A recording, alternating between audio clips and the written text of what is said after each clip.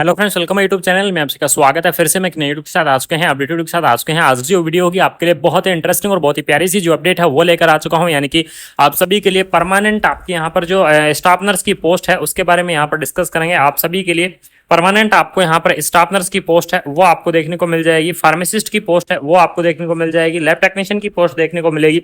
इसी के साथ साथ आपको काफी सारी अलग अलग पोस्ट यहाँ पर देखने को मिल जाएंगी। कहाँ से आपकी वैकेंसी रहने वाली है, सबसे इंपॉर्टेंट चीज है कि आपकी परमानेंट वैकेंसी है, कोई भी कॉन्ट्रेक्चुअल वैकेंसी नहीं है। तो ये आपके लिए सबसे इंटरेस्टिंग और सबसे अपॉर्चुनिटी की बात रहेगी। तो वैकेंसीज के बारे में कंप्लीटली जो इन्फॉर्मेशन है वो आप सभी को देने वाला हूं, डिटेल में चर्चा करेंगे। तो वीडियो के लास्ट तक आप जरूर बने रहिएगा। तो यहां पर देख लीजिएगा, आपको एप्लीकेशन फॉर्म को अप्लाई किया है। मेल एंड फीमेल बोथ दोनों कैंडिडेट क्या कर सकते हैं, इस वैकेंसीज को अप्लाई कर सकते हैं। यहां पर आपको स्टाफ नर्स की पोस्ट है, फार्मासिस्ट की पोस्ट है, ठीक है। उसके बाद में आपको नॉन मिनिस्ट्रियल भी आपको पोस्ट आपको अवेलेबल कराई गई है। एप्लीकेशन मोड की अगर मैं यहाँ पर बात करूं तो एप्लीकेशन मोड आपका ऑनलाइन माध्यम से भरा जाएगा, यानी कि सिर्फ और सिर्फ आपकी इसकी ऑफिशियल वेबसाइट से ही आप क्या कर सकते हैं, एप्लीकेशन फॉर्म को अप्लाई कर सकते हैं। तो आपको क्या करना होगा, इसकी ऑफिशियल वेबसाइट से ही आपको एप्लीकेशन फॉर्म को अप्लाई करना होगा। एप्लीकेशन फॉर्म की स्टार्टिंग हो चुकी है 29 जून से, यानी कि 29 जून से एप्लीकेशन फॉर्म की स्टार्टिंग हो चुकी है और लास्ट डेट रहेगी आपकी 28 जुलाई, यानी कि 28 जुलाई तक आप क्या कर सकते हैं, इस वैकेंसीज को आप अप्लाई कर सकते हैं। तो जो भी इंटरेस्टिंग कैंडिडेट हैं, जो भी मेरे प्यारे साथी इस वैकेंसीज के लिए अप्लाई करने के लिए इंटरेस्टिंग है, वो आप 28 जुलाई यानी कि 28 जुलाई तक आप क्या कर सकते हैं, इस वैकेंसीज को आप अप्लाई करेंगे। यहाँ पर देख लीजिएगा, डिटेल वैकेंसीज के बारे में आपको डिटेल में चर्चा की गई है। सबसे पहले बात करेंगे कैटेगरी वाइज की, कौन सी कैटेगरी की यहाँ पर कितनी पोस्ट आपको अवेलेबल कराई गई है। सबसे पहली पोस्ट आपकी सब इंस्पेक्टर यानी कि स्टाफ नर्स की जो पोस्ट है वो आपको यहाँ पर दी गई है। जनरल कैटेगरी की 6 पोस्ट है, एससी की 1 पोस्ट है, ओबीसी की 3 है। इस प्रकार से आपकी टोटल 10 पोस्ट अवेलेबल कराई गई है। उसके बाद में फार्मासिस्ट की पोस्ट आपको दी गई है। फार्मासिस्ट की देख लीजिएगा, टोटल 5 पोस्ट आपको दी गई है। उसके बाद में आपको मिडवाइफरी यानी कि जो हेड कांस्टेबल है उसके आपकी 14 पोस्ट आपको अवेलेबल कराई गई है। ये सभी पोस्ट आपकी परमानेंट रहेंगी, कोई भी कॉन्ट्रेक्चुअल पोस्ट नहीं रहेगी। आप इस चीज का बिल्कुल ध्यान रखिएगा।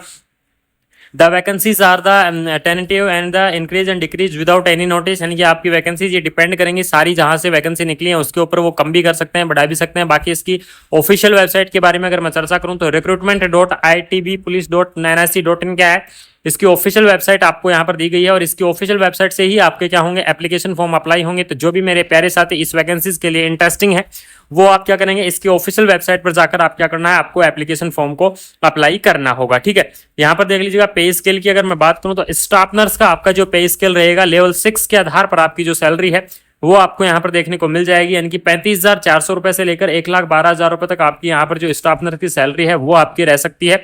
उसके बाद में फार्मासिस्ट की वैकेंसी देख लीजिएगा, फार्मासिस्ट के लिए आपको लेवल 5 के हिसाब से वैकेंसी आपको देखने को मिलेगी। सैलरी आपको लेवल 5 के हिसाब से रहने वाली है, यानी कि 29,000 से लेकर आपको 92,000 यानी कि 92,000 रुपए तक आपकी फार्मासिस्ट की जो सैलरी है वो आपकी जा सकती है। मिडवाइफ की लेवल 4 के हिसाब से आपको सैलरी देखने को मिलेगी। लेवल 4 का मतलब आपकी 81,000 रुपए तक आपको यहाँ पर जो सैलरी है वो आपकी जा सकती है। सबसे इंपॉर्टेंट चीज है, एक सबसे चीज बता दूं, इसके अंदर सभी अनाउंस आपके जुड़ने वाले हैं। जितने भी आपके अनाउंस रहेंगे सारे अनाउंस जुड़ेंगे, आपके एचआरए जुड़ेंगे, आपके टीए जुड़ेगा, आपका डीए जुड़ेगा। जितनी भी आपके परमानेंट गवर्नमेंट जो एम्प्लॉय होते हैं उनको जो सुविधाएं मिलती हैं वो सारी सुविधाएं आपको इस वैकेंसीज के अंदर मिलने वाली है।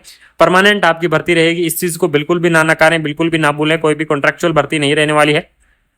क्वालिफिकेशन की बात करते हैं और एज लिमिट के बारे में यहाँ पर डिस्कस कर लेते हैं। तो यहाँ पर देख लीजिएगा, आपको एज लिमिट के बारे में चर्चा करेंगे। यहाँ पर आपको एसेंशियल क्वालिफिकेशन यानी कि कौन कौन कैंडिडेट इस वैकेंसीज के लिए एलिजिबल्स रहेंगे। सबसे पहले बात कर लेता हूँ, जो स्टाफ नर्स की आपकी पोस्ट रहेगी, स्टाफ नर्स की पोस्ट के लिए आपको 21 से लेकर 30 ईयर तक के जो कैंडिडेट हैं वो इस वैकेंसीज को अप्लाई कर सकते हैं, यानी कि मिनिमम आपकी एज लिमिट 21 ईयर रहने वाली है और जो मैक्सिमम एज लिमिट है वो आपकी 30 ईयर आपको देखने को मिल जाएगी। कौन कौन कैंडिडेट इसके अंदर एलिजिबल रहेंगे, सबसे पहले 12th पास होनी चाहिए आपकी। 12th पास के बाद में अगर जिन्होंने जीएनएम कर रखा है तो वो कैंडिडेट इस वैकेंसीज को अप्लाई कर सकते हैं। बीएससी नर्सिंग कर रखा है तो वो कैंडिडेट इस वैकेंसी को अप्लाई करेंगे। पोस्ट बीएससी नर्सिंग वाले कैंडिडेट भी क्या कर सकते हैं, इस वैकेंसीज को अप्लाई कर सकते हैं। कुल मिला के अगर मैं बात करूं तो जीएनएम साथी अप्लाई कर सकते हैं, बीएससी कैंडिडेट अप्लाई करेंगे, post BSc nursing candidate apply करेंगे, एमएससी नर्सिंग कैंडिडेट भी अप्लाई कर सकते हैं क्योंकि परमानेंट भर्ती है। यहाँ पर आपके पास कोई भी एक्सपीरियंस नहीं मांगा गया है, यानी कि फ्रेशर कैंडिडेट भी इस वैकेंसीज को अप्लाई कर सकते हैं। लेकिन अगर किसी साथी के पास अगर एक्सपीरियंस है, अगर किसी के साथी के पास अगर एक्सपीरियंस है और वो अपना एक्सपीरियंस यहाँ पर लगाना चाहता है तो वो आप लगा सकते हैं। 3 year experience as a nurse यहाँ पर डिजायरेबल, यहाँ पर देख लीजिएगा आपको डिजायरेबल रखा गया है। अगर आपके पास है तो आप लगा दीजिए, अगर नहीं है तो कोई दिक्कत है आपको नहीं है, आप फ्रेशर भी क्या कर सकते हैं इस वैकेंसीज को आप अप्लाई कर सकते हैं। फार्मासिस्ट की अगर मैं बात करूं तो एज लिमिट यहाँ पर देख लीजिएगा, 20 ईयर आपकी फार्मासिस्ट की एज लिमिट है, 28 ईयर आपकी मैक्सिमम है, यानी कि 20 से 28 ईयर तक के जो कैंडिडेट हैं वो फार्मासिस्ट की पोस्ट को अप्लाई कर सकते हैं। एसेंशियल क्वालिफिकेशन है आपको देख लीजिएगा 12th पास, साथ में आपको डिप्लोमा या डिग्री होना चाहिए किसके अंदर, फार्मेसी के अंदर।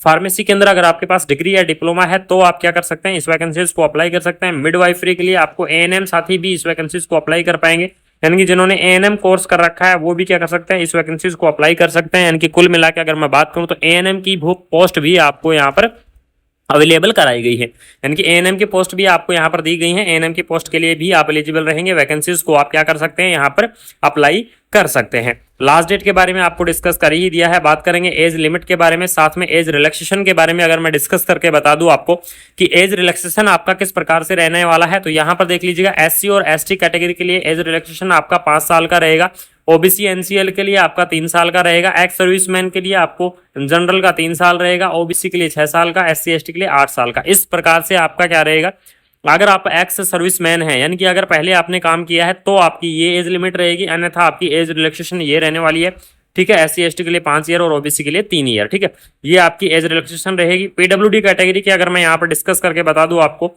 तो पीडब्ल्यूडी कैटेगरी के लिए आपको यहाँ पर 10 जो % है, यानी कि 10 ईयर का आपका यहाँ पर क्या रहेगा, रिलैक्सेशन है वो आपको देखने को मिल जाएगा। उसके बाद में नेक्स्ट यहाँ पर देख लेते हैं कि आपकी हाइट और वेट कितनी रहने वाली है, क्योंकि हम पर आर्मी से रिलेटेड यानी कि मिनिस्ट्री ऑफ द डिफेंस से रिलेटेड आपकी जो वैकेंसी है वो है, तो इसके अंदर हाइट वेट के बारे में थोड़ा सा चर्चा कर लेते हैं।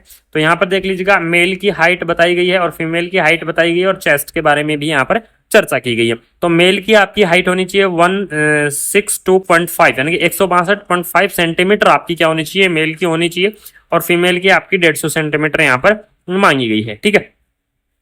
उसके बाद में आपको यहाँ पर नेक्स्ट दिया गया है कि चेस्ट के बारे में, तो यहाँ पर देख लीजिएगा आपको विदाउट एक्सप्रेशन की आपको चेस्ट को फुलाना नहीं है, 77% रहेगी मेल की, ठीक है। यहाँ पर फीमेल के लिए चेस्ट नहीं है, ओनली मेल के लिए आपको यहाँ पर दी गई है, और जब आप एक्सप्रेशन करोगे यानी कि फुलाओगे तो 82 सेंटीमीटर तक आपकी चली जानी चाहिए चेस्ट, ठीक है, ये आपको यहाँ पर दी गई है।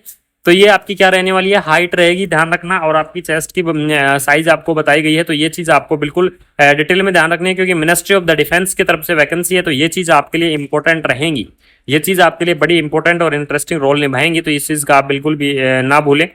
उसके बाद में नेक्स्ट यहाँ पर आई की दिया गया है कि आपका आई 6/6 का होना चाहिए, देख लीजिएगा 6/6 और 6/9 आपका यहाँ पर दिया गया है। लोकेशन आपकी ऑल ओवर इंडिया कहीं भी हो सकती है, क्योंकि सेंट्रल की वैकेंसी है, तो सेंट्रल की वैकेंसीज की जो आपकी ऑल ओवर इंडिया कहीं भी ज्वाइनिंग है वो आपको यहाँ पर दी जा सकती है, ठीक है। एप्लीकेशन फीस आपको यहाँ पर पे करनी पड़ेगी, कितनी है एप्लीकेशन फीस आपको देख लीजिएगा, स्टाफ नर्स की पोस्ट के लिए आपको 200 यानी कि 200 रुपये एप्लीकेशन फीस रहेगी, और आपको 100 रुपये आपकी यहाँ पर फार्मासिस्ट के लिए और लैब वालों के जो कैंडिडेट है एएनएम के लिए आपकी 100 रुपये रहेगी, फार्मेसी और स्टाफ नर्स के लिए आपके 200 रुपये जो एप्लीकेशन फीस है वो आपको यहाँ पर पे करनी है। लास्ट डेट के बारे में दोबारा से बता रहा हूँ, 28 जुलाई यानी कि 28 जुलाई तक आप क्या करेंगे, इस वैकेंसीज को अप्लाई करेंगे। तो जो भी इंटरेस्टिंग कैंडिडेट हैं वो इस वैकेंसीज को आप जरूर से यहाँ पर क्या कर लें, अप्लाई कर लें। बाकी आपको अगर इस वैकेंसी से रिलेटेड अगर कोई डाउट है तो आप बिल्कुल कमेंट बॉक्स में कमेंट कर सकते हैं, आप सभी के डाउट यहाँ पर क्लियर किए जाएंगे। साथ में आपको टेलीग्राम चैनल और व्हाट्सएप ग्रुप से जाके जुड़ जाना है, जिससे सारी अपडेट आपको वहां पर टाइम से मिलती रहती है। एक एक अपडेट के बारे में डिटेल में जानकारी आपको वहां पर प्रोवाइड करवाता रहता हूं। तो अगर आपको ये वीडियो अच्छी लगी, इन्फॉर्मेटिव लगी, तो आपको वीडियो को शेयर करना है। परमानेंट भर्ती है अब तो आपको ज्यादा से ज्यादा अपने फ्रेंड्स के अंदर शेयर करना है, और साथ में आपको चैनल को सब्सक्राइब करके बेल आइकन को ऑन करना है, जिससे आपको टाइम से सारी अपडेट ऐसे ही मिलती रहेंगी। बाकी आपको मिलते हैं कोई नई अपडेट के साथ, तब तक थैंक यू सो मच, जय हिंद।